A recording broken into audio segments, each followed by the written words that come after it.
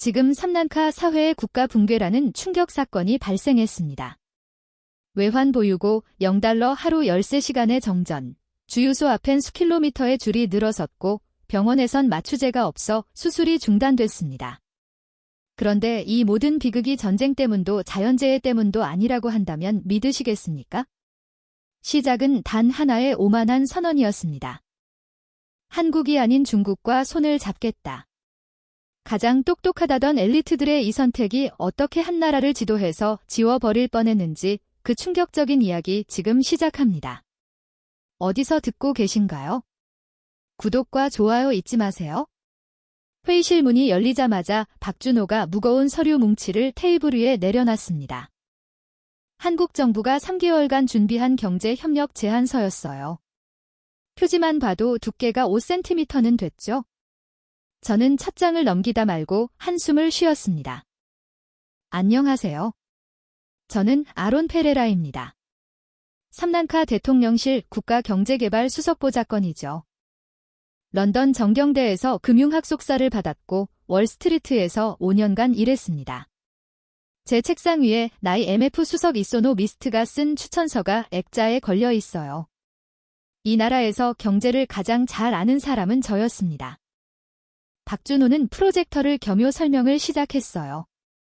서류공장 설립, 비료생산시설 현대화, 기술자 교육 프로그램이 나열됐습니다. 하나하나 실행하는데 필요한 기간이 적혀 있었죠. 18개월, 24개월, 36개월, 저는 손가락으로 테이블을 톡톡 두드렸어요.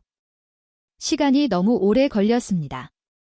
박준호가 펼친 도면은 공장 배치도와 관계 시설 설계가 빼곡했어요. 파이프 직경, 토양 분석 데이터, 작물 순환 주기까지 세세하게 적혀 있었습니다. 저는 속으로 웃음이 났어요. 이게 2019년에 할 일인가요? 한국은 70년대에 그렇게 했을지 몰라도 세상은 이미 바뀌었습니다. 금융과 물류의 시대예요. 박준호는 농민교육 프로그램 예산안을 넘겼습니다. 연간 500만 달러 5년 계획이었습니다. 이 돈으로 3만 명의 농민을 교육하면 쌀 생산량이 2배로 늘어난다고 했죠. 저는 계산기를 두드렸어요. 500만 달러로는 현대적인 항구부도 하나도 못 짓습니다. 박준호는 천천히 고개를 끄덕이며 말했어요. 급하게 가면 무너진다고, 기초가 단단해야 나라가 선다고 했습니다. 기초라니 얼마나 촌스러운 단어인가요? 저는 박준호를 바라봤습니다. 이 사람은 여전히 20세기에 살고 있었어요. 공장을 짓고 농민을 교육하고 천천히 성장하는 그런 낡은 방식이요. 하지만 삼난카는 달라야 합니다. 우린 인도양의 싱가포르가 될 수 있어요. 물류허브 금융센터 관광 명소로요. 저는 박준호를 향해 물었습니다. 지름길이 있는데 왜 돌아가야 하냐고요? 박준호는 잠시 침묵했어요. 그리고는 조용히 대답했습니다. 지름길은 종종 절벽으로 이어진다고요? 저는 코웃음을 쳤어요. 그건 실패자들의 변명이에요. 서방개발은행팀도 비슷했습니다. 투명성 강화, 부패 척결, 재정 건전성 확보가 선행되어야 한다고 했어요. 조건 목록이 A4 용지로 3장이나 됐습니다. 환경 영향평가 인권 실사, 노동법 준수, 회계 감사, 의회 승인까지요. 저는 속으로 한숨을 쉬었어요. 이 모든 걸 다 거치려면 몇 년이 걸릴까요? 서방은행 대표가 말했습니다. 이 과정이 귀찮게 느껴지겠지만 결국엔 삼난카를 위한 거라고. 요의 투명한 절차 없이 빌린 돈은 부패의 온상이 되고 결국 국민만 고통받는다고 했어요. 저는 시계를 봤습니다. 벌써 40분이나 흘렀어요. 박준호가 다시 도면을 펼쳤어요. 이번엔 기술 전수 프로그램이었습니다. 한국 기술자들이 삼난카에 와서 3년간 현장에서 가르친다고 했죠. 공장 운영 품질 관리 유지 보수까지요. 그래야 우리가 스스로 돌아갈 수 있다고 했습니다. 저는 고개를 저었어요. 3년이요. 그 긴 시간 동안 국민들에게 뭘 보여줄 건가요? 저는 속으로 생각했습니다. 우리 국민들은 지금 당장 변화를 원해요. 5년 뒤에 자립이 아니라 내년에 일자리가 필요하다고요. 하지만 입 밖으로 꺼내지는 않았어요. 박준호는 조용히 서류를 정리했습니다. 회의실 안이 무거운 침묵에 잠겼어요. 저는 박준호와 서방은행팀을 번갈아 바라봤습니다.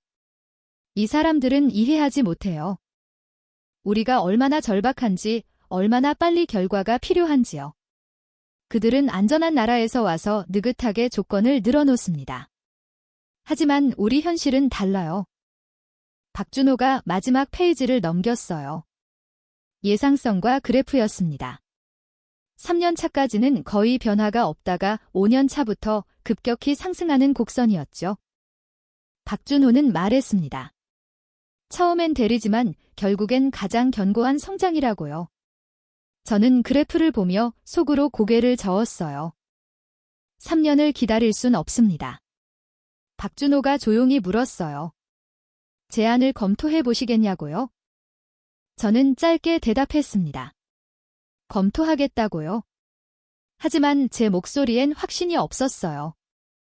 박준호도 그걸 눈치챘을 겁니다. 서방은행 대표가 명함을 건넸습니다. 언제든 연락 달라고 했죠. 박준호가 마지막으로 말했습니다. 빠른 길이 항상 좋은 건 아니라고요. 인프라는 수익을 내는데 시간이 걸리고 그 시간 동안 빚은 쌓인다고 했어요. 차라리 느리더라도 자립할 수 있는 구조를 만들어야 한다고 했습니다. 저는 고개만 끄덕였어요. 하지만 속으로는 동의하지 않았습니다. 테이블 위엔 박준호가 놓고 간 도면 한 장이 펼쳐져 있었습니다. 비료 공장 설계도였죠. 파이프와 밸브 화학 반응로가 세밀하게 그려져 있었어요. 저는 그걸 오래 바라봤습니다. 전교했어요. 하지만 느렸습니다. 창밖으로 콜롬보 항구가 보였어요. 낡은 부두와 녹슨 크레인이 여전히 그 자리에 있었습니다. 하지만 저는 다른 풍경을 상상했어요. 최첨단 컨테이너 터미널 유리로 된 청사 대형 선박들이 줄지어 정박한 모습이요. 인도양의 진주, 동서양을 잇는 허브가 된 스리란가요. 저는 가방을 챙겨 회의실을 나왔습니다. 복도를 걸으며 생각했어요. 박준호 같은 사람들은 평생 공장 도면이나 들여다보며 살겠죠. 느린 성장, 착실한 기초, 그런 따분한 말들을 되풀이하면서요. 하지만 저는 달라요. 저는 국가 전체를 설계하는 사람입니다. 사무실로 돌아가는 길에 경제기획부 차관을 만났어요. 차관이 물었습니다. 한국 제안은 어떻게 됐냐고요? 저는 잠시 생각하다 대답했어요. 검토 중이라고요. 차관은 고개를 끄덕였습니다. 하지만 제 표정에서 먼저 갈을 읽었는지 더 이상 묻지 않았어요. 엘리베이터 안에서 거울에 비친 제 모습을 봤어요. 자신감이 넘쳤습니다. 저는 런던에서 공부하고 뉴욕에서 일했어요. 세계 경제의 흐름을 압니다. 박준호 같은 사람들보다 훨씬 넓은 시야를 가지고 있죠. 제 판단이 틀릴 리 없어요. 사무실에 들어서자 비서가 서류 뭉치를 건넸어요. 다른 프로젝트 관련 보고서였습니다. 저는 책상에 앉아 서류를 펼쳤지만 집중이 안 됐어요. 자꾸 박준호의 말이 떠올랐습니다. 빠른 길이 항상 좋은 건 아니라는 그 말이요. 창밖으로는 여전히 나른한 구가 보였어요. 하지만 곧 달라질 겁니다. 저는 그걸 확신했습니다. 빠르게 눈에 띄게 세계가 주목하는 방식으로요. 제조업이나 농어 같은 느린 방식 말고요. 금융 허브, 물류센터, 관광 명소. 이 세 가지가 스리랑카의 미래예요. 제조업이나 농어 같은 건 필요 없습니다. 우린 서비스로 도약할 거예요. 저는 아직 선택하지 않았습니다. 하지만 결론은 이미 내려져 있었어요. 사흘이 흘렀습니다. 리웨이가 대통령궁을 방문했을 때 저는 그를 같은 회의실로 안내했어요. 중국 국영인프라 컨소시엄 실무 총괄이라는 직감을 가진 사람이었고 박준호가 앉았던 바로 그 자리에 앉았습니다. 묘한 대비였죠. 리웨이의 접근 방식은 박준호와 완전히 달랐어요. 무거운 서류 뭉치 대신 얇은 태블릿 하나만 테이블 위에 놓았고 화면이 켜지자 3D 모델링 영상이 흘러나왔습니다. 헨반토타 항구의 미래 모습이었어요. 초대형 컨테이너 선들이 졸지어 정박하고 자동화 크레인이 우아하게 움직이고 유리로 된 관제 센터가 인도양의 햇빛을 받아 눈부시게 반짝였습니다. 저는 숨을 멈추고 화면을 응시했습니다. 박준호의 도면이 종이 위에 설계도였다면 이건 살아 숨쉬는 비전이었어요. 구체적이고 눈부신 미래가 제 앞에서 펼쳐지고 있었습니다. 리웨이가 조용하지만 확신에 찬 목소리로 말했어요. 15억 달러면 이 모든 게 가능하다고 18개월 안에 착용해서 36개월 안에 완공할 수 있다고요. 계산기를 꺼낼 필요조차 없었습니다. 박준호의 비료공장 제안이 5년에 걸쳐 겨우 500만 달러였던 반면 리웨이의 제안은 그 규모의 300배였죠. 게다가 속도마저 압도적이었습니다. 저는 리웨이를 똑바로 바라보며 핵심을 물었어요. 조건이 무엇이냐고요? 리웨이의 대답은 놀라울 정도로 간결했습니다. 조건 같은 건 없다고 했어요. 단순한 차관 1분이라고 연 6.3% 이자로 빌려주고 20년에 걸쳐 갚으면 그만이라고 했습니다. 투명성 심사도 환경평가도 인권 조건도 요구하지 않는다고 했어요. 의회 승인만 받으면 내일이라도 시작할 수 있다고 했죠. 속으로 웃음이 터져나올 뻔했습니다. 서방은행이 A4 용지 3장에 걸쳐 나열했던 그 끝없는 조건 목록이 떠올랐어요. 부패 척결 회계 감사 인권 실사까지 전부 거치려면 2년은 좋게 걸렸을 겁니다. 하지만 중국의 방식은 달랐어요. 복잡한 절차도 까다로운 조건도 없이 그저 간단 명료했습니다. 빌려주고 갚으면 끝이었죠. 리웨이가 화면을 넘기자 이번엔 콜롬보 국제공항 현대화 계획이 펼쳐졌습니다. 12억 달러 규모의 프로젝트였고 새 터미널과 활주로 확장, 면세 구역 조성까지 모든 게 포함돼 있었어요. 리웨이는 차분하면서도 설득력 있는 목소리로 말했습니다. 항구와 공항이 완성되면 삼남간은 인도양의 진정한 허브가 될 거라고 물류와 관광이 폭발적으로 성장할 거라고 했어요. 고개가 저절로 끄덕여졌습니다. 그의 말엔 일리가 있었어요. 지리적으로 삼남간은 축복받은 위치에 있습니다. 인도와 동남아시아 사이, 중동과 아시아를 잇는 완벽한 중간 지점이죠. 현대적인 인프라만 갖춰진다면 자연스럽게 물동량이 몰려올 수밖에 없었습니다. 회의가 끝나갈 무렵 리웨이가 명함을 건네며 여유로운 미소를 지웠어요. 언제든 연락하라고 충분히 검토하라고 했습니다. 급하지 않다는 말투였지만 그의 눈빛은 이미 답을 알고 있다는 확신이 담겨 있었죠. 리웨이가 떠난 뒤 한참을 그 자리에 앉아 있었습니다. 태블릿 화면은 여전히 항구 영상이 무한 반복되고 있었고 저는 그걸 멈추지 않은 채 계속 바라봤어요. 지칠 줄 모르고 반복되는 그 영상처럼 제 머릿속에서도 같은 확신이 끊임없이 재생되고 있었습니다. 이게 답이라고 제가 찾던 바로 그 길이라고요? 그날 오후 비서가 당혹스러운 표정으로 들어왔어요. 박준호가 약속도 없이 다시 찾아왔다고 했습니다. 순간 망설여졌지만 결국 만나기로 했어요. 어차피 마지막이 될 테니까요. 박준호는 이번에도 서류를 들고 왔더군요. 수정안이라고 했습니다.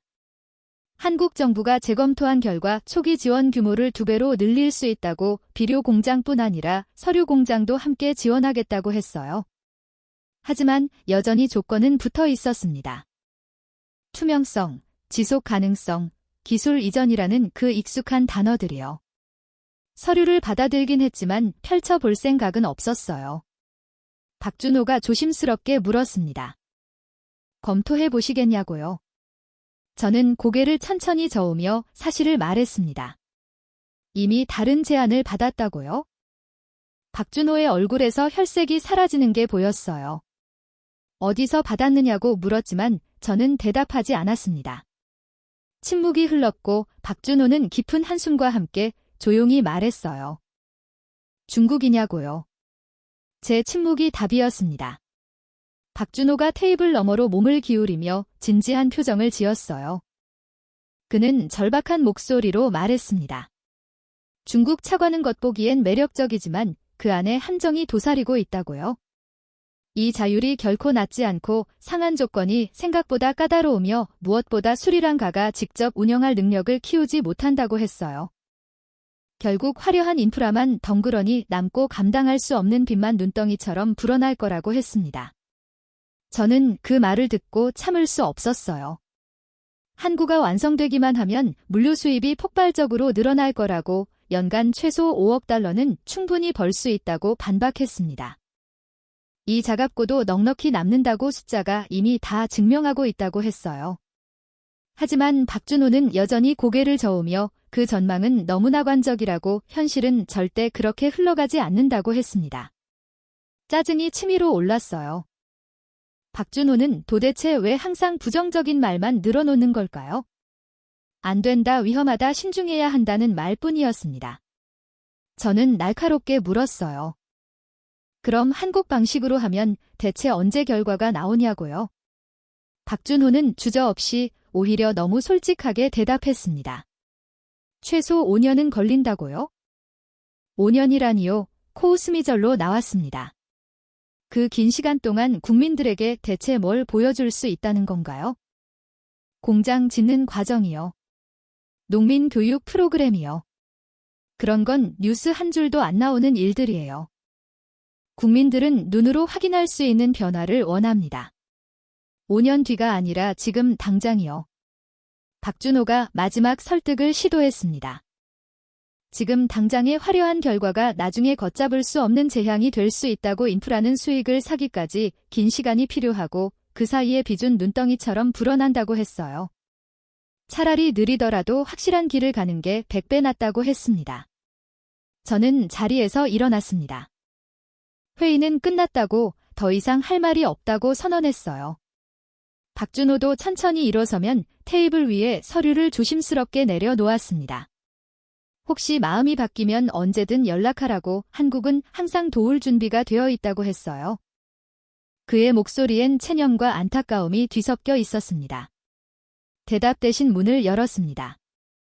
박준호가 복도로 나갔고 뒤따르던 한국 팀원들도 묵묵히 그의 뒤를 따라서요.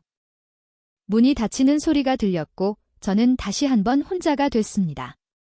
테이블 위에 2개의 서류가 나란히 놓여 있었어요. 박준호가 남기고 간 수정안과 아침에 리웨이가 이메일로 보낸 계약서 초안이었습니다. 저는 두 서류를 천천히 비교하며 들여다봤어요. 한국 제안은 연간 1,000만 달러씩 5년에 걸쳐 총 5천만 달러를 지원한다는 내용이었고 조건이 빼곡히 적혀 있었으며 시간이 오래 걸린다고 명시돼 있었습니다. 반면 중국 제안은 일시에 15억 달러를 투입해 3년 만에 완공한다는 계획이었고 조건은 사실상 없었으며 즉시 시작할 수 있다고 돼 있었어요. 숫자는 거짓말을 하지 않았습니다. 중국 제안이 압도적이었어요. 더 이상 고민할 필요가 없었습니다. 전화기를 들어 리웨이의 번호를 눌렀어요. 리웨이가 전화를 받았고 저는 간결하게 말했습니다. 제안을 받아들이겠다고요? 리웨이의 목소리에 미소가 번지는 게 느껴졌어요. 현명한 결정이라고 내일 아침 계약서를 들고 찾아가겠다고 했습니다. 전화를 끊고 창밖을 바라봤습니다. 해가 서쪽으로 기울고 있었고 콜롬보 항구의 주황빛 석영이 부서지고 있었어요. 저 낡고 녹슨 풍경은 곧 완전히 사라질 겁니다. 완전히 새로운 모습으로 다시 태어날 거예요. 박준호가 남기고 간 서류를 집어들었습니다. 한참을 들여다봤어요. 정교하고 세밀한 계획이었습니다. 하지만 너무 늘렸어요. 스리랑카는 그렇게 여유롭게 기다릴 처지가 아니었습니다. 우린 지금 당장 눈에 보이는 결과가 필요했어요. 박준호의 서류를 서랍 깊숙이 밀어 넣었습니다. 쇠소리를 내며 닫히는 서랍 소리가 마치 과거와의 결별처럼 들렸죠. 의자에 깊숙이 몸을 묻고 눈을 감았습니다. 주사위는 던져졌고 이제 스리랑카의 시간은 중국의 속도로 흐르기 시작할 겁니다. 다음 날 아침 리웨이가 약속대로 찾아왔습니다. 두꺼운 가족 서류 가방에서 계약서를 꺼냈어요. 제법 두께감이 있는 서류였지만 저는 세세하게 잊지 않았습니다. 주요 조항만 확인했어요. 15억 달러, 연 6.3%, 20년 상황 모든 게 명확했습니다. 서명란에 편을 되는 순간 잠깐 망설여졌어요. 박준호의 마지막 경고가 귓가를 스쳤습니다. 하지만 고개를 저었어요. 그리고 천천히 확실하게 설명했습니다. 리웨이도 자기 자리에 서명했어요. 우리는 일어서서 악수했습니다. 리웨이의 손은 따뜻하고 단단했어요. 그는 만족스러운 미소를 지으며 말했습니다. 위대한 여정의 시작이라고, 스리랑카의 새로운 시대가 열린다고요. 저도 고개를 끄덕이며 화답했습니다. 맞아요. 이건 새로운 시대의 문이었습니다. 그날 오후 대통령에게 보고했을 때 대통령은 환한 표정으로 만족을 표했어요. 잘했다고, 이게 진짜 국가 경영이라고 치켜서웠습니다. 가슴이 포도타게 부풀어 올랐어요. 제 판단이 옳았다는 확신이 더욱 견고해졌습니다. 전용 뉴스 시간이 되자 발표가 나갔습니다. 중국과의 전략적 파트너십 체결 15억 달러 규모 한국 개발 프로젝트 착수라는 헤드라인이었어요. 기자들은 들뜬 목소리로 보도했고 경제 전문가들이 스튜디오에 나와 긍정적인 전망을 쏟아냈습니다. 스리랑카 증시가 급등했다는 속보도 띄어졌어요. 집에 돌아와 거울을 마주했습니다. 반사된 제 얼굴엔 자신감과 성취감이 넘쳐 흘렀어요. 편했습니다. 나라의 미래를 바꿀 결정을 내렸어요. 박준호 같은 사람들은 결코 이해하지 못하겠지만 역사는 언제나 승자의 편에서 쓰입니다. 침대에 누웠지만 잠은 쉽게 오지 않았어요. 큰 분 때문이었습니다. 머릿속으로는 계속해서 항구 영상이 재생됐어요. 36개월만 지나면 완성됩니다. 그때가 되면 모두가 알게 될 거예요. 제 선택이 얼마나 현명했는지, 제 비전이 얼마나 정확했는지를요. 박준호의 얼굴이 어둠 속에서 잠깐 떠올랐습니다. 하지만 곧 지워버렸어요. 그는 과거의 사람이에요. 반면 저는 미래를 향해 달려가고 있습니다. 빠르고 확실하고 눈부신 미래로요. 36개월이 흘렀습니다. 헨반도타 항구 완공식이 열린 날이었어요. 대통령과 강요들이 단상에 올랐고 중국 대사와 리웨이가 그 옆에서 미소를 지었습니다. 저는 대통령 바로 뒤에 서서 이 모든 광경을 바라보고 있었어요. 인도양의 푸른 바다를 배경으로 거대한 컨테이너 크레인들이 병사처럼 줄지어 서 있었고 새로 건설된 부두는 햇빛을 받아 눈이 부시도록 하얗게 빛났습니다. 대통령이 붉은 리본을 자르는 순간 하늘 높이 폭죽이 터졌어요. 오색 연기가 인도양 하늘에 피어올랐고 모여든 수천 명의 사람들이 일제히 환호성을 질렀습니다. 그 소리를 들으며 가슴이 벅차올랐어요. 편했습니다. 박준호가 5년도 넘게 걸린다며 고개를 저었던 그 일을 저는 단 3년 만에 완성해냈어요. 리웨이가 다가와 악수를 청했을 때 그의 얼굴에 만족스러운 미소가 번져 있었고 약속을 지켰다는 자부심이 온 몸에서 묻어났어요. 저도 확신에 찬 미소로 화답했습니다. 정말 대단한 선거였으니까요. 15억 달러가 만들어낸 기적이었고 이 항구는 앞으로 삼랑카 경제의 심장이 될 터였습니다. 완공식이 끝난 뒤 항구 구석구석을 둘러봤어요. 최신식 컨테이너 터미널 자동화된 하역 시스템 초대형 선박도 거뜬히 정박할 수 있는 심해 부두까지 모든 것이 완벽했습니다. 3년 전 박준호에게 이 광경을 보여줬더라면 입을 다물지 못했을 거예요. 이게 바로 진짜 국가 경영이니까요. 느린 계약이나 지루한 기술 교육 따위가 아니라 눈으로 확인할 수 있는 확실한 성과를 만들어내는 건 말이에요. 항구관제센터 꼭대기에 올라 전체 시설을 내려다봤습니다. 드높은 부두가 한눈에 들어왔고 저 멀리 수평선까지 시야가 탁 트여 있었어요. 그런데 이상했습니다. 부두가 텅 비어 있었어요. 완공식을 위해 중국 화물선 한 척이 정박해 있었지만 나머지 선석들은 전부 비어 있었습니다.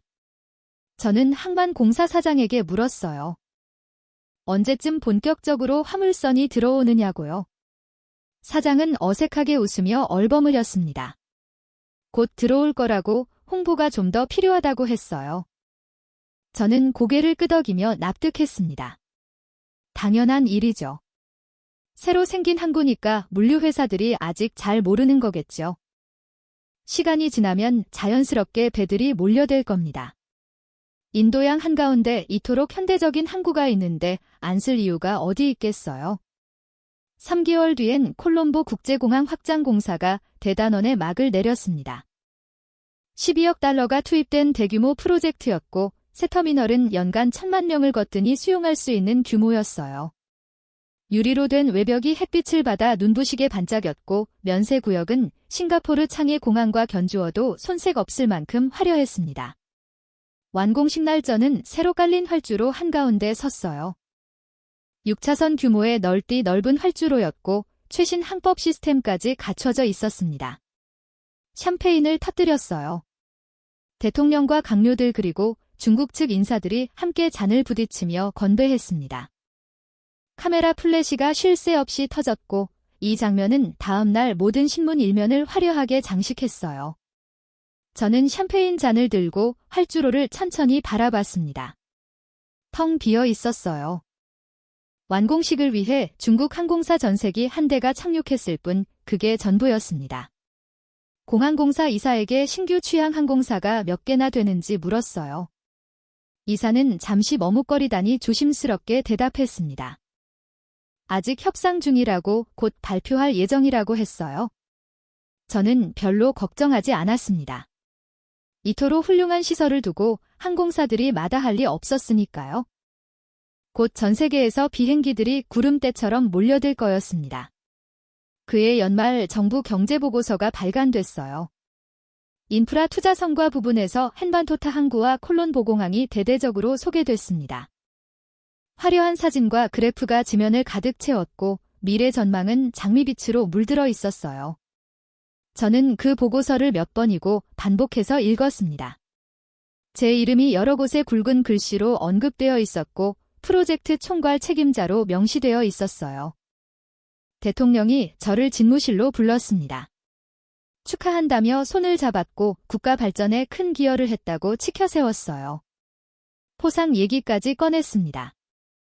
저는 겸손하게 고개를 숙였지만 속으로는 뿌듯함이 온 몸을 타고 흘렀어요. 3년 전 박준호를 회의실에서 내보낼 때부터 이런 날이 올 거라고 확신했지만 막상 현실이 되고 보니 감회가 남다르게 밀려왔습니다. 국제 언론도 주목하기 시작했어요. 파이낸셜 타임스가 삼단카의 눈부신 인프라 도약을 특집으로 다룬고 블룸버그는 중국 1:1로 사업이 빛나는 모범 사례로 소개했습니다. 저는 그 기사들을 하나하나 스크랩해서 사무실 벽면에 정성스럽게 붙여뒀어요. 런던 정경대 동문회에서 연락이 왔습니다. 강연 요청이었어요. 개발도상국의 빠른 경제발전 전략이라는 제목으로요. 어느 날 우연히 박준호 소식을 들었습니다. 베트남에서 일하고 있다고 했어요. 섬유공장 현대화 프로젝트를 진행 중이라고 했습니다. 저는 PC 우승이 새어나왔어요. 역시 그 사람답군요. 여전히 공장이나 짓고 있는 거죠. 느리고 지루한 일을 묵묵히 계속하고 있는 겁니다. 반면 저는 국가 전체를 바꿔놓았어요. 연말 경제성과 발표회가 성대하게 열렸어요. 저는 단상에 올라 프레젠테이션을 시작했습니다. 완공된 항구와 공항 사진이 대형 스크린을 가득 채웠고 참석자들이 탄성을 질렀어요. 저는 자신감 넘치는 목소리로 말했습니다. 이게 진짜 국가 경영이라고요.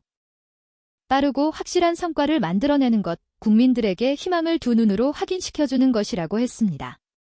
다음 날 아침 출근길에 라디오를 켰어요. 경제 뉴스가 흘러나왔습니다. 헨반토타 항구가 이번 달에도 목표물 동량을 달성하지 못했다는 내용이었어요. 저는 재빨리 채널을 돌렸습니다. 그런 세세한 수치는 중요하지 않았어요. 중요한 건 큰 그림입니다. 삼단카가 최첨단 인프라를 갖췄다는 사실 자체죠. 사무실에 도착하니 리웨이가 이미 기다리고 있었어요. 오랜만이었습니다. 그는 온화한 미소를 지으며 악수를 청했고 항구와 공항이 잘 운영되고 있느냐고 물었습니다. 저는 한치의 망설임 없이 대답했어요. 물론이라고요. 모든 게 순조롭다고 계획대로 흘러가고 있다고 했습니다. 리웨이는 만족스러운 표정을 지었어요.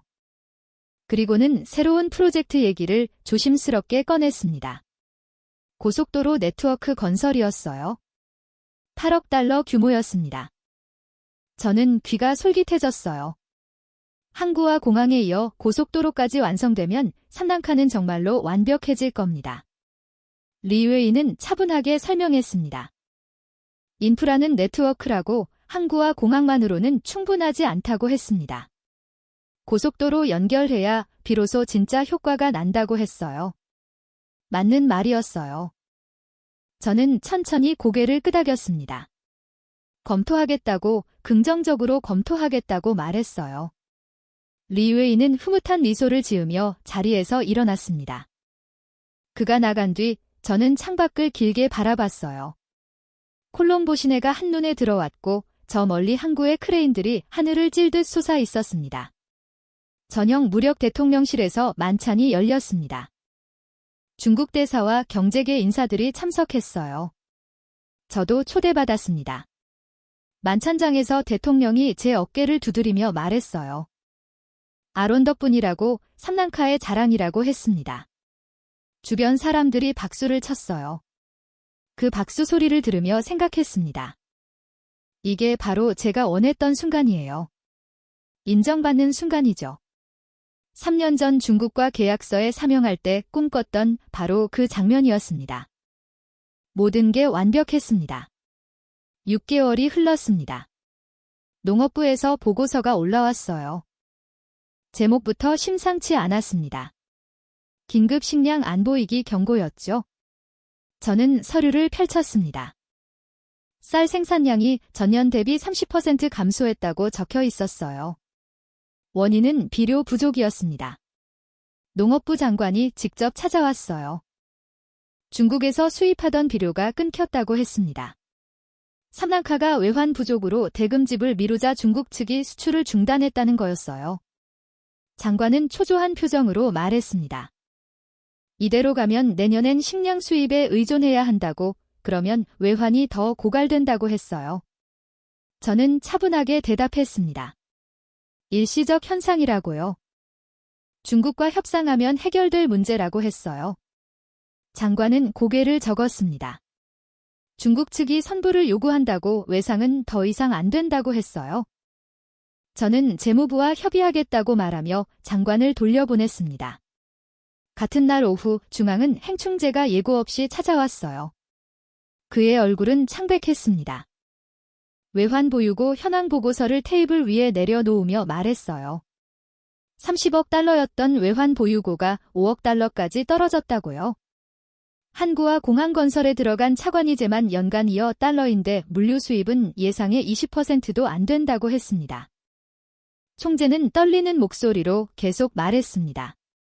이대로 가면 6개월 안에 외환 보유고가 바닥난다고, 그러면 석유와 식량 수입이 불가능해진다고 했어요. 국가부도 상황이라고, 지금 당장 긴축 정책을 시행해야 한다고 강조했습니다. 저는 보고서를 천천히 읽었어요. 숫자들이 눈에 들어왔습니다. 하지만 뭔가 잘못됐다는 생각이 들었어요. 이 사람들은 너무 비관적입니다. 항구 수익은 앞으로 늘어날 거예요. 관광 수입도 증가할 겁니다. 단지 시간이 필요할 뿐이죠. 총재에게 물었습니다. 중국에서 추가 지원을 받으면 어떻게냐고요? 총재는 당황한 표정을 지었어요. 이미 빚이 과도한 상황에서 추가 차관은 위험하다고, 상한 능력을 초과한다고 했습니다. 저는 고개를 저었어요. 총재는 큰 그림을 못 보고 있습니다. 그날 저녁 혼자 사무실에 남아 서류들을 정리했어요. 농업보고서, 중앙은행 보고서, 그리고 재무부에서 올라온 재정적자 보고서까지 책상 위에 쌓여 있었습니다. 모두 비슷한 경고를 담고 있었어요. 위기라고, 긴축이 필요하다고, 지출을 줄여야 한다고요. 저는 첫 번째 보고서를 집어들었습니다. 농업보고 쉬었어요. 천천히 읽어내려갔습니다. 비료 부족, 쌀 생산 감소, 식량 수입 증가 전망. 하지만 이건 해결 가능한 문제예요. 비료는 다른 나라에서도 살 수 있고 쌀도 수입하면 됩니다. 일시적 어려움일 뿐이죠. 두 번째 보고서를 펼쳤어요. 중앙은행 것이었습니다. 외만 보이고 감소, 무협 적자 확대, 차관이자, 부담 증가, 숫자들이 빼곡했어요. 하지만 이것도 과장된 면이 있습니다. 한국 수익이 본격화되면 모든 게 달라질 거예요. 물류 회사들이 조금씩 들어오고 있다고 들었습니다. 저는 보고서를 다시 책상 위에 내려놓았어요. 그리고 서랍을 열어 깊숙이 밀어 넣었습니다. 이런 보고서들이 대통령 눈에 띄면 안 됩니다. 불필요한 걱정만 키울 뿐이에요. 제가 상황을 관리하고 있으니까요. 다음 날 아침, 경제연구소 소장이 면담을 요청했어요. 만나지 않으려고 했지만 대통령실 수석 비서관이 중요한 사안이라며 권했습니다. 어쩔 수 없이 만났어요. 소장은 두꺼운 분석 보고서를 가져왔습니다. 삼난카 부채 지속 가능성 분석이라는 제목이었어요. 첫 페이지부터 빨간 글씨로 경고가 적혀 있었습니다. 부채 비율이 GDP 대비 110%를 초과했다고 위험 수준이라고요. 소장은 조심스럽지만 단호한 목소리로 말했습니다. 중국 차관 상황이 불가능한 시나리오가 현실화되고 있다고 지금 당장 구조조정이 필요하다고 했어요. 한국 운영권을 재협상하거나 추가 인프라 투자를 중단하거나 IMF 구제금융을 요청해야 한다고 했습니다. 저는 참을 수 없었어요. 보고서를 테이블 가운데로 밀어냈습니다. 그리고 말했어요. 이건 이론일 뿐이라고요. 현실은 다르다고 한국은 곧 수익을 낼 거라고 관광 수입도 증가하고 있다고 했습니다. 소장은 데이터를 보여줬어요. 관광객 수가 오히려 감소하고 있다고요? 저는 화가 났습니다. 이 사람들은 왜 항상 부정적인 시나리오만 만드는 걸까요? 경제학자들은 현장을 모릅니다. 이론과 모델만 믿죠. 실제 경제는 그렇게 단순하지 않아요. 저는 소장에게 말했습니다. 걱정하지 말라고, 제가 다 계획이 있다고요. 소장이 나간 뒤 저는 그의 보고서를 집어들었어요. 몇 페이지 있다가 화가 치밀었습니다. 페이지를 찍기 시작했어요. 한 장, 두 장, 세 장, 종이가 갈기갈기 찢어졌습니다. 다 찍고 나서 쓰레기통에 던져 넣었어요. 창밖을 바라봤습니다. 콜롬보 시내가 평화로워 보였어요. 사람들은 여전히 출근하고 가게는 문을 열고 차들은 도로를 달리고 있었습니다. 위기라니요. 어디가 위기처럼 보이나요? 이 사람들은 과장하고 있어요. 오후에 리웨이에게 전화했습니다. 비료 수입권으로요. 리웨이는 부드러운 목소리로 대답했어요. 대금만 지불하면 언제든 재기할 수 있다고, 문제 없다고 했습니다. 저는 안도했어요. 역시 중국은 믿을 수 있습니다. 외환 문제도 물었어요. 단기 유동성 지원이 가능하냐고요. 리웨이는 잠시 침묵하더니 말했습니다. 검토해보겠다고 하지만 조건이 있을 거라고 했어요. 저는 괜찮다고 했습니다. 조건이야 협상하면 되니까요. 중요한 건 지금 당장 위기를 넘기는 겁니다. 전화를 끊고 나서 생각했어요.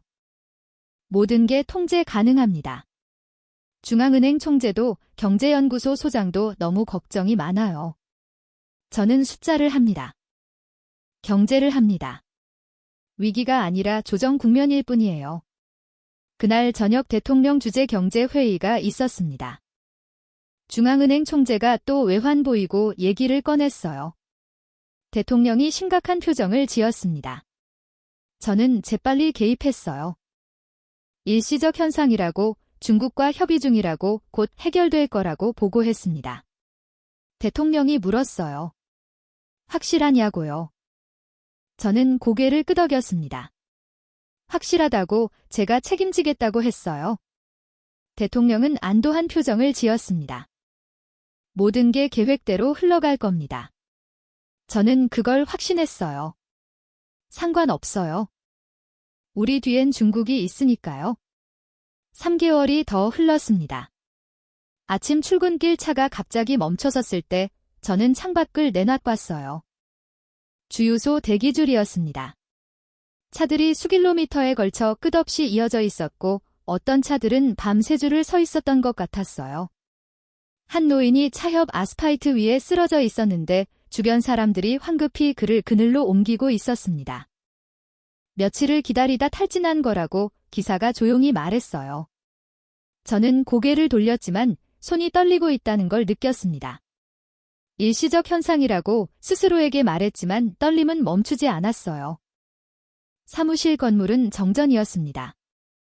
엘리베이터가 멈춰서 7층까지 걸어 올라가야 했는데 3층쯤에서 숨이 차기 시작했고 5층에서는 계단 창문에 기대 쉬어야 했어요. 창밖을로 보이는 콜롬보 시내가 이상하게 조용했습니다. 평소처럼 북적이는 거리가 아니라 문 닫은 가게들과 그늘에 모여 앉은 사람들만 보였어요. 오후에 병원 앞을 지나가다 차를 세웠습니다. 직접 확인하고 싶었어요. 응급실 복도는 환자들로 가득했고 한 의사가 간호사와 언젠가는 소리가 들렸습니다. 저는 복도 끝으로 천천히 걸어가 신생아실 문 앞에 섰어요. 인큐베이터 5대 중 3대가 멈춰 서 있었습니다. 화면이 꺼진 채로요. 간호사 한 명이 손부채로 아기들에게 바람을 보내주고 있었는데 그녀의 이마에서 땀이 흘러내리고 있었어요. 저는 한참을 그 자리에 서 있었습니다. 인큐베이터 안에 아기가 너무 작아서 간에 달한 숨을 쉬고 있는 게 거의 보이지 않을 정도였어요. 얼마나 서 있었는지 모르겠습니다. 간호사가 저를 발견하고 놀란 표정을 지었을 때 저는 아무 말 없이 뒤로 물러났어요. 병원을 나오는데 가슴이 답답했습니다. 하지만 이건 제 잘못이 아니라고 러시아 전쟁과 육아폭등과 세계 경제 악화 때문이라고 스스로를 설득했어요. 저녁 무렵 시내 슈퍼마켓에 들어갔습니다. 조명이 꺼진 진열대는 텅 비어 있었어요. 쌀이 있어야 할 자리엔 먼지만 쌓여 있었고 밀가루 코너는 아예 선반이 치워져 있었습니다. 점원에게 언제 들어오느냐고 물었더니 그는 그냥 고개를 저으며 저를 똑바로 쳐다봤어요. 그의 눈빛이 차가웠습니다. 아무 말도 하지 않았지만 모든 걸 말하고 있는 것 같았어요. 슈퍼마켓 밖으로 나오니 한 여성이 텅 빈 장 바구니를 들고 서 있었습니다. 갓난아기를 가슴에 안고 있었는데 아기가 울고 있었어요. 여성은 울먹이며 분이를 구할 수 없다고 10군데 약국을 돌았지만 전부 품절이라고 말했습니다. 저는 할 말을 찾지 못하고 그냥 돌았었어요. 뒤에서 아기 오는 소리가 계속 들렸습니다. 차를 주차해 두고 거리를 걸었습니다. 직접 걷고 싶었어요.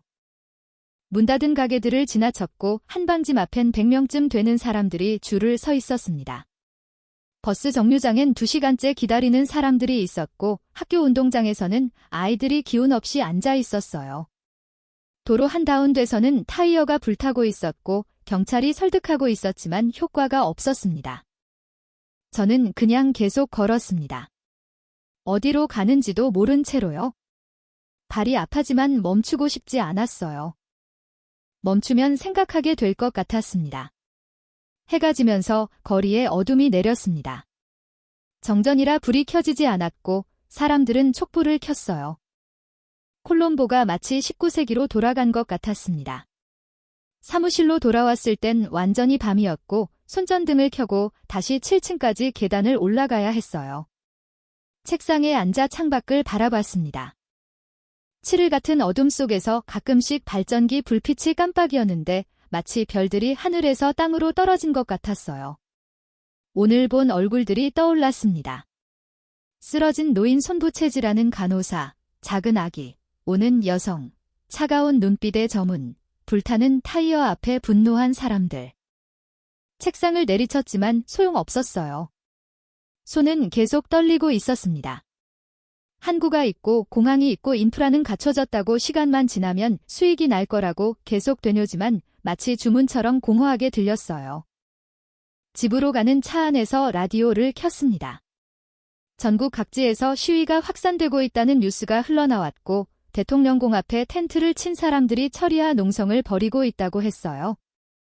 저는 라디오를 거지만 소리는 머릿속에서 계속 울렸습니다. 아기 울음소리, 타이어 타는 소리, 사람들의 외침이요. 집에 도착해 소파에 앉았습니다. 불을 켜지 않았어요. 어둠이 오히려 편했습니다. 얼마나 앉아 있었는지 모르겠어요. 창밖에서 이웃집 발전기 소리가 들렸는데 저희 집엔 발전기가 없었습니다. 필요 없다고 생각했거든요. 곧 나아질 테니까요. 침대에 누워 천장을 바라봤습니다. 오늘 본 얼굴들이 차례로 떠올랐어요. 한 명씩 천천히요. 눈을 감았지만 얼굴들은 사라지지 않았고 오히려 눈꺼풀 뒤에서 더 또렷해졌습니다. 이건 제 잘못이 아니라고 되뇌습니다. 저는 최선을 다했고 나라를 위해 옳은 결정을 내렸어요. 항구를 지었고 공항을 현대화했고 스리랑카의 미래를 위한 투자였습니다. 지금의 어려움은 예상치 못한 외부 요인 때문이에요. 하지만 손은 여전히 떨리고 있었습니다. 박준호의 목소리가 들렸습니다. 환청이었겠죠? 빠른 길은 위험하다고, 기초가 중요하다고, 인프라만으로는 안 된다고 했던 그 말들이요. 저는 베개를 머리 위로 끌어당겼지만 목소리는 멈추지 않았어요. 3년 전 회인실이 떠올랐습니다. 박준호의 도면을 밀어냈던 순간, 리웨이와 악수했던 순간, 계약서에 사명했던 순간이요. 그때 저는 확신에 차 있었어요. 승자라고 믿었습니다. 지금 저는 어둠 속에서 홀로 떨고 있었습니다. 외부 요인이라고, 전쟁과 유가와 세계 경제라고 계속 말했지만 오늘 본 얼굴들은 그런 설명 따윈 신경 쓰지 않았어요. 그들은 그저 고통받고 있을 뿐이었습니다. 이불을 끌어당기며 몸을 웅크렸습니다. 작아지고 싶었어요. 위대한 국가엔 소음이 따르는 법이라고 마지막으로 한 번 더 속삭였지만 그 말조차 이제 공허하게 들렸습니다. 잠에 빠져들면서 생각했어요. 이건 잠인가 아니면 도망인가요? 다음 날 오후 리웨이가 찾아왔습니다. 약속은 없었지만 비서가 황급히 알려왔어요. 중국 대사관 차량이 도착했다고, 리웨이가 직접 왔다고요? 저는 서류를 정리하며 잠시 호흡을 고르고 그를 맞이했습니다. 어쩌면 좋은 소식일지도 모른다는 희망이 가슴 한편에서 꿈틀거렸어요. 리웨이는 평소와 달랐습니다. 온화했던 미소가 사라졌고 표정이 중립적이었어요. 그는 악수 대신 간단히 고개만 숙이고 의자에 앉았습니다. 저는 차를 권했지만 그는 손을 저었어요. 오래 있을 생각이 없다는 뜻이었겠죠? 긴장이 목을 조여왔습니다. 저는 먼저 말을 꺼냈어요. 그 단기 유동성 지원이 필요하다고, 석유 수입 대금만이라도 긴급 지원해주면 상황을 안정시킬 수 있다고 말했습니다. 리웨이는 조용히 듣고 있었지만 그의 눈빛은 차갑게 쉬고 있었어요. 제 말이 끝나자 리웨이가 천천히 가방에서 서류를 꺼냈습니다. 두꺼운 파일이었어요. 그는 그걸 테이블 위에 놓은 말했습니다. 스리랑카가 지난 분기 차관이자 집을 연체였다고, 원금 상황은커녕 이자조차 제때 못 갚고 있다고 했어요. 중국 정부가 매우 우려하고 있다는 말도 덧붙였습니다. 저는 변명을 늘어놓았어요. 일시적 외환 부족일 뿐이라고, 한고 수익이 본격화되면 곧 정상화될 거라고, 조금만 더 시간을 달라고 했습니다. 리웨이는 고개를 천천히 저었어요. 그리고 조용하지만 단호한 목소리로 말했습니다. 스리랑카는 이미 상관 능력을 상실했다고, 이건 유동성 위기가 아니라 지금 불능 상태라고요. 가슴이 철렁 내려앉았습니다. 하지만 저는 애써 침착함을 유지하려 했어요. 그럼 추가 지원을 고려해달라고, 우리는 전략적 파트너가 아니냐고 물었습니다. 리웨이는 잠시 침묵했어요. 그리고는 파일에서 한 장의 서류를 꺼내 제 앞으로 밀었습니다. 그건 3년 전 우리가 설명한 계약서 사본이었습니다. 저는 그 서류를 물끄러미 내려다봤어요. 리웨이가 말했습니다. 돈을 못 갚으셨다고, 그럼 계약서 조항대로 이행하셔야 한다고요? 약속대로 한고를 넘기셔야 한다고 했습니다.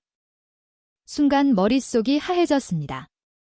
한고를 넘긴다니 무슨 소리죠? 저는 계약서를 집어들었어요. 처음으로 제대로 읽기 시작했습니다. 3년 전엔 주요 조항만 확인했었죠. 15억 달러 연 6.3% 20년 상관. 하지만 지금 제 눈에 들어온 건 다른 문구였습니다. 8페이지 하단 작은 글씨로 적힌 조항이었어요. 채무 불이행 시 담보 자산의 운영권을 채권자에게 이전한다는 내용이었습니다. 그 다음 줄엔 더 충격적인 문장이 있었어요. 운영권 임대기간 99년이라고요. 손이 떨렸습니다. 99년이요. 한 세기에 가까운 시간이었어요. 저는 리웨이를 올려다봤습니다. 그는 여전히 중립적인 표정으로 앉아 있었어요. 마치 이 모든 게 당연한 수순이라는 뜻이요. 목소리가 제대로 나오지 않았습니다. 이건 협상 가능한 사안이라고 다른 방법을 찾아보자고 떨리는 목소리로 말했어요. 리웨이는 고개를 저었습니다.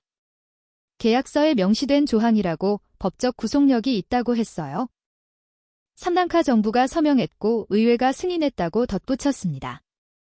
저는 계약서를 다시 읽기 시작했습니다. 이번엔 모든 문장을 모든 단어를 읽었어요.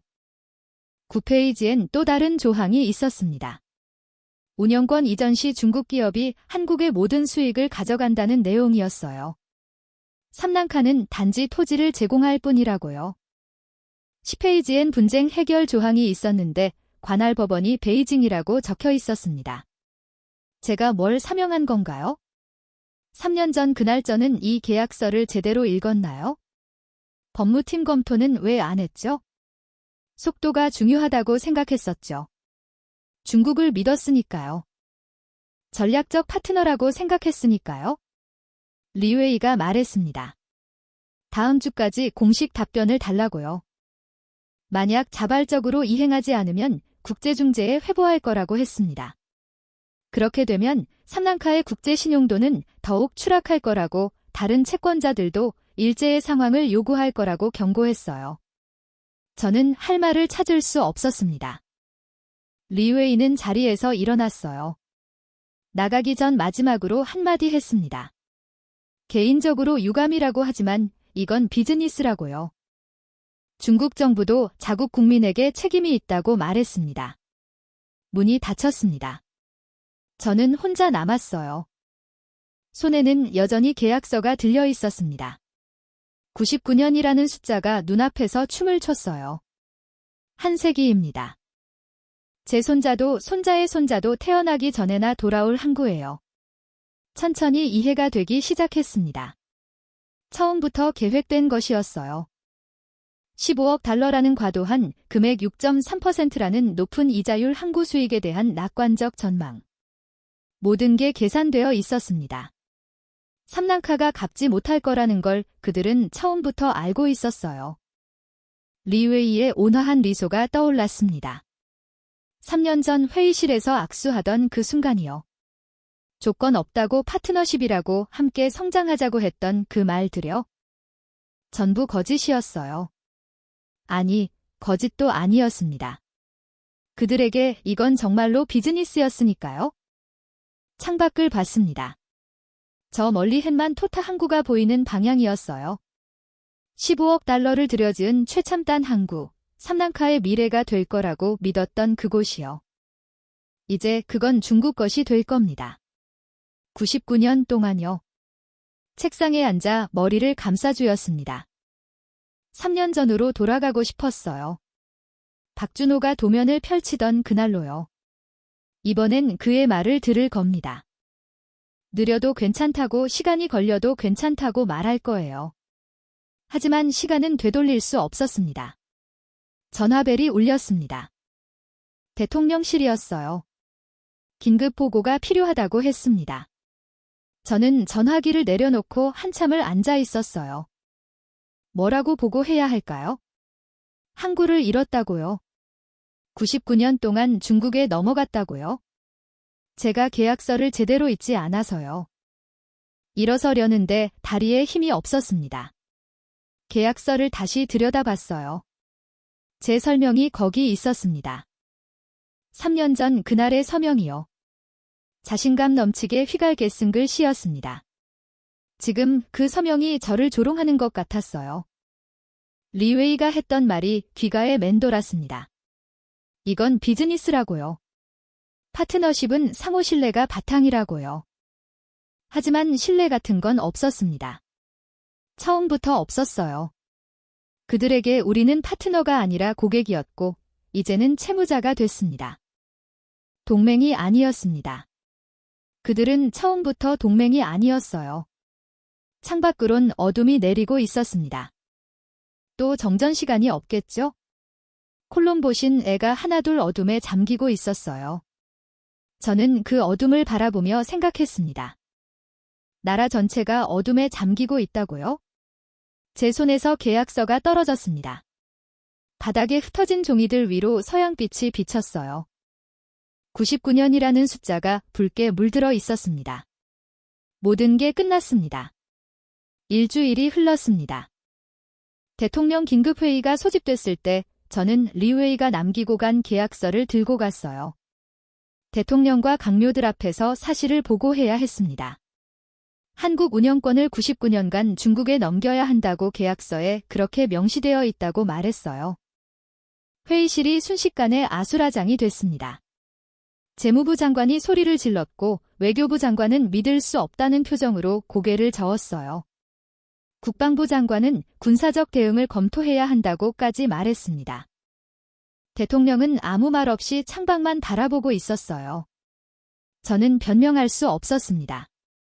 제가 계약서를 제대로 검토하지 않았고 법무팀 검토도 생략했고 속도만 중시했다고 인정할 수밖에 없었어요. 중앙은 행총재가 조용히 말했습니다. 이제 어떻게 하느냐고요? 저는 대답하지 못했어요. 그날 저녁 뉴스에서 발표가 나갔습니다. 정부 대변인이 hen반토타 한국 운영권을 중국에 인대한다고 공식 발표했어요. 99년간이라는 말이 나오자 방송국 앵커의 목소리가 떨렸습니다. 시청자들도 믿지 못했겠죠. 다음 날 아침부터 거리가 들끓기 시작했습니다. 사람들이 곳곳에서 모여들었고 처음엔 작은 지표였지만 오후가 되자 수만 명으로 불어났어요. 대통령궁을 향해 행진하는 사람들의 물결이 도로를 가득 메웠습니다. 저는 사무실 창문으로 그 광경을 내려가 봤어요. 플래카드와 깃발이 바다처럼 일렁이고 있었습니다. 구호 소리가 건물 안까지 들려왔어요. 대통령 퇴진 정부 책임자 처벌, 항구 반환 같은 외침들이었습니다. 사흘째 되는 날 10이 되는 대통령궁 정문을 돌파했습니다. 경찰이 저지하려 했지만 숫자가 너무 많았어요. 수십만 명이 넘는 인파가 정문을 밀어붙었고 결국 철문이 열렸습니다. 사람들이 공 안으로 쏟아져 들어갔어요. 저는 텔레비전으로 생중계를 봤습니다. 카메라가 대통령궁 내부를 비추고 있었는데 사람들이 복도를 가득 메우고 있었어요. 어떤 사람들은 울고 있었고 어떤 사람들은 분노로 얼굴이 일그러져 있었습니다. 한 노인이 카메라를 향해 말했어요. 우리나라를 돌려달라고, 우리 항구를 돌려달라고 했습니다. 대통령은 이미 공을 빠져나간 뒤였습니다. 측근들의 도움으로 비밀 통로를 통해 탈출했다는 소문이 돌았어요. 공군 기지로 갔다고 군용기를 타고 해외로 떠날 거라고 들었습니다. 실제로 그날 밤 한 군용기가 콜롬보를 떠났다는 보도가 나왔어요. 강요도 하나 둘 자출을 감췄습니다. 재무부 장관은 싱가포르행 뒤행기를 탔다고 했고 외교부 장관은 인도 대사관으로 피신했다는 얘기가 들렸어요. 정부가 붕괴되고 있었습니다. 불과 일주일만 해요. 저는 사무실에 남아 있었습니다. 가을 곳이 없었어요. 집으로 가면 시위대가 찾아올 것 같았고 해외로 도망가려 해도 공항은 이미 시위대가 장악했다고 들었습니다. 저는 그저 책상에 앉아 창밖을 바라봤어요. 대통령궁에서 연기가 피어오르고 있었습니다. 누군가 불을 질렀나 봐요. 소방차 사이란이 올렸지만 시위대 때문에 접근하지 못하는 것 같았어요. 연기가 하늘로 올라가며 검은 기둥을 만들었습니다. 휴대전화가 계속 울렸습니다. 기자들이었어요. 인터뷰 요청 해명 요구 책임 출공 같은 내용들이었습니다. 저는 전화를 받지 않았어요. 뭐라고 말해야 할지 몰랐습니다. 밤이 되자 거리는 더 혼란스러워졌습니다. 약탈이 시작됐다는 보도가 나왔어요. 정부 청사들이 습격당했고 일부 장관 관조에는 불이 붙었습니다. 경찰은 통제력을 완전히 상실했어요. 저는 사무실 문을 잠그고 불을 껐습니다. 어둠 속에 앉아 있으니 밖에 혼란이 조금 멀게 느껴졌어요. 하지만 소리는 계속 틀렸습니다. 사일한 고함 유리 깨지는 소리 폭발음까지요. 3년 전이 떠올랐습니다. 한국 완공식 날 샴페인을 터뜨리던 그날이요. 대통령과 강요들이 웃고 있었고 중국 대사가 축사를 했고 저는 단상 위에서 자랑스러워했어요. 이제 그 항구는 중국 것입니다. 그리고 그 정부는 무너졌어요. 창밖으로 대통령궁이 보였습니다. 어둠 속에서도 윤곽이 보였어요. 하지만 뭔가 달랐습니다. 궁에 불이 꺼져 있었어요. 항상 환하게 빛나던 조명이 전부 꺼진 채였습니다. 통 빈 것처럼 보였어요. 휴대전화 화면을 켰습니다. 뉴스 속보가 계속 떴어요. 대통령이 모리브에 도착했다는 보도, 임시 정부 구성론의 군부 개입 가능성 같은 기사들이었습니다. 저는 화면을 끄고 전화기를 책상 위에 뒤집어 놓았어요. 며칠 뒤 군부가 개입했습니다. 개혈령이 선포됐고 통행 금지가 시작됐어요. 군인들이 거리를 장악했고 시위대는 강제로 해산됐습니다. 하지만 사람들의 분노는 가라앉지 않았어요.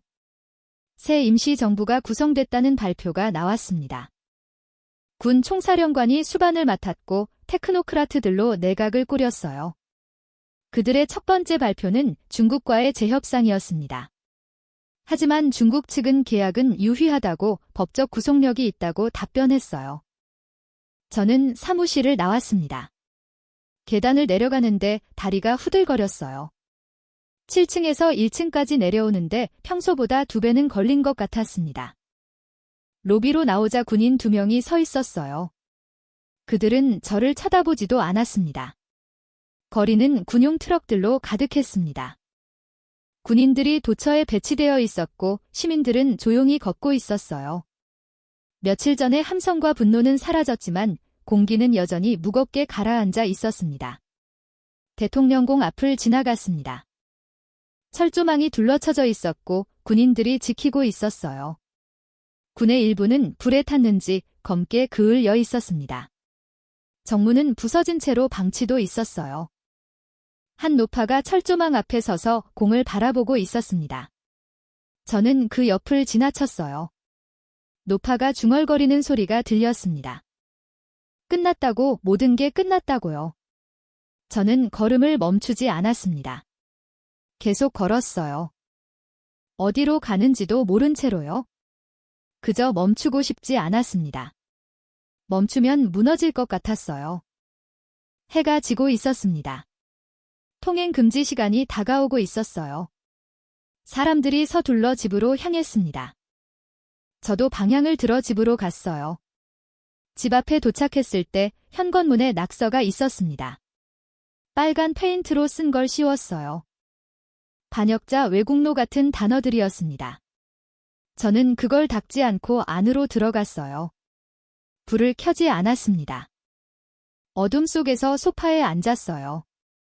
밖에서 군용 트럭이 지나가는 소리가 들렸습니다. 통행 금지를 단속하는 거겠죠. 3년이 흘렀습니다. 박준호를 회의실에서 내보내지 3년이요. 항구가 완공된 지 몇 달밖에 안 됐어요. 그리고 모든 게 무너졌습니다. 정권이 붕괴됐고 한국은 중국에 넘어갔고 대통령은 도주했고 국민들은 분노했고 거리엔 군인들이 있었어요. 끝났습니다. 한 달이 흘렀습니다. 저는 헨반토타로 가는 버스에 올랐어요. 마지막으로 보고 싶었습니다. 제가 만들었다고 믿었던 그 항구를요. 버스는 텅텅 비어 있었고 16 부족 때문인지 속도가 늘렸습니다. 창밖으로 스리랑카의 풍경이 천천히 지나갔어요. 늘판은 황폐해져 있었습니다. 비료가 없어서 농사를 포기한 땅들이 곳곳에 보였어요. 마을을 지날 때마다 문 닫은 가게들이 눈에 띄었고 사람들은 그늘에 모여 앉아 무언가를 기다리는 것처럼 보였습니다. 학교 운동장엔 아이들이 없었어요. 버스 안 사람들은 말이 없었습니다. 모두 지쳐 보였어요. 한 노인이 창밖을 바라보며 한숨을 쉬었고 젊은 여성은 아기를 안고 졸고 있었습니다. 3년 전만 해도 이 길은 희망으로 가득했었는데 지금은 침묵만 흐르고 있었어요. 헨반토타에 도착했을 때 해가 중천에 떠 있었습니다. 저는 버스에서 내려 한 곳 쪽으로 걸어갔어요. 예전엔 택시를 탔었는데 지금은 돈을 아껴야 했습니다. 새 임시정부가 제 자산을 동결했거든요. 항구가 보이기 시작했습니다. 멀리서도 거대한 크레인들이 하늘을 찌르고 있었어요. 15억 달러를 들여지은 최첨단 시설이었습니다. 하지만 뭔가 달랐어요. 정문 위에 깃발이 펄럭이고 있었는데 스리랑카 국기가 아니었습니다. 가까이 다가갔습니다. 붉은 바탕에 노란 별 5개가 그려진 깃발이었어요. 중국 국기였습니다. 바람에 펄럭이며 햇빛을 받아 선명하게 빛나고 있었습니다. 저는 그 앞에 멈췄었어요. 정문엔 중국어로 된 간판이 새로 달려 있었습니다.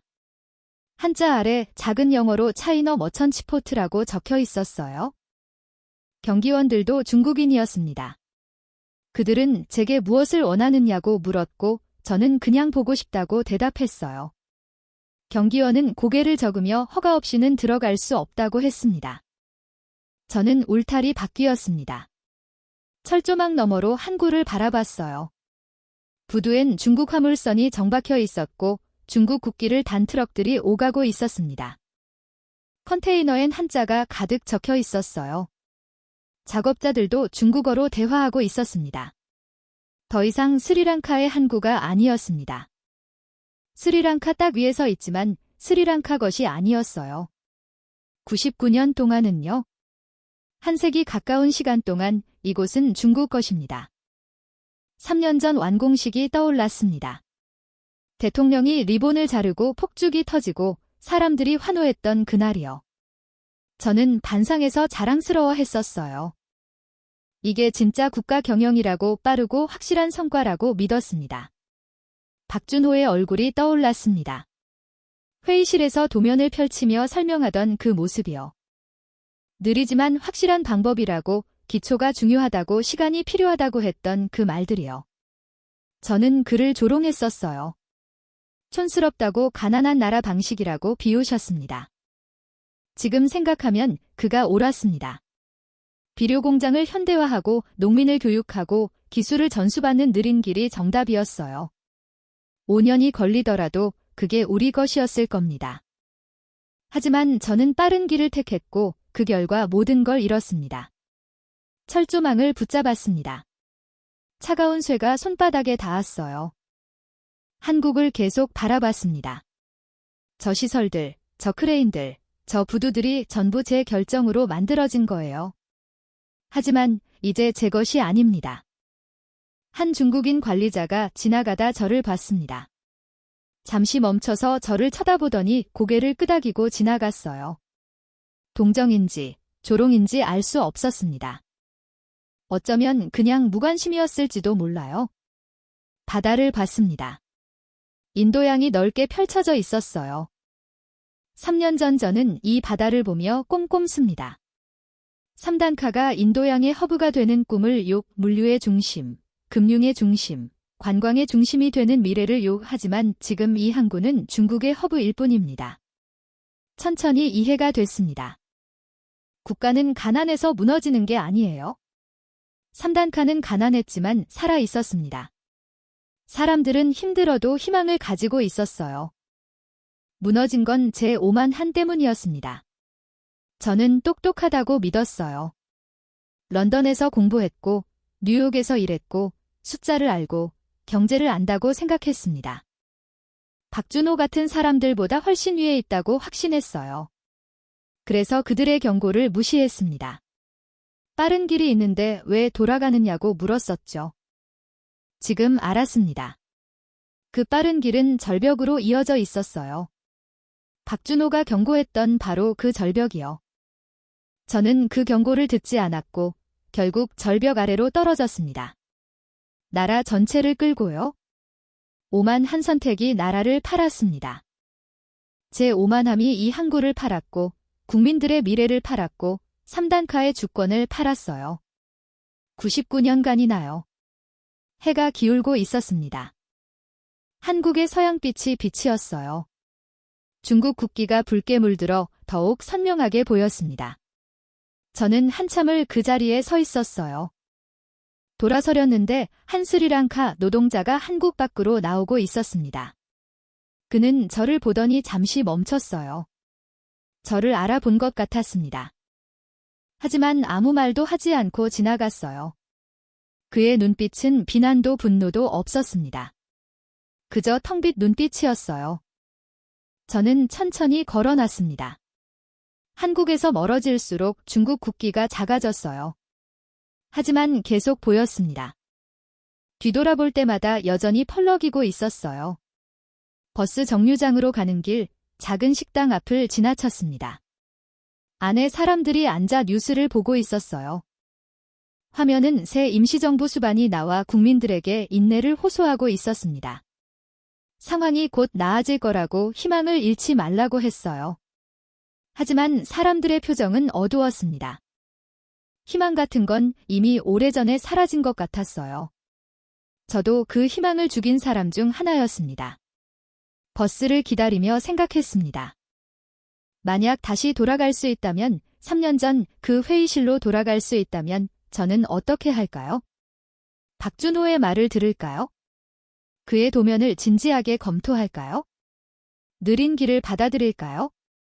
아마도 그랬을 겁니다. 하지만 시간은 되돌릴 수 없었어요. 제가 내린 선택들, 제가 선명한 계약서, 제가 무시한 경고들은 모두 현실이 되어버렸습니다. 되돌릴 수 없는 현실이요. 버스가 왔습니다. 저는 올라타 창가 자리에 앉았어요. 버스가 출발하면서 항구가 점점 멀어졌습니다. 하지만 중국 국기는 여전히 보였어요. 저 멀리서도 붉은색이 선명했습니다. 콜롬보로 돌아가는 길 내내 창밖을 바라봤습니다. 황폐한 들판, 문 닫은 가게, 텅 빈 거리들이 지나갔어요. 이 모든 풍경이 제 선택의 결과였습니다. 해가 완전히 지고 어둠이 내렸습니다.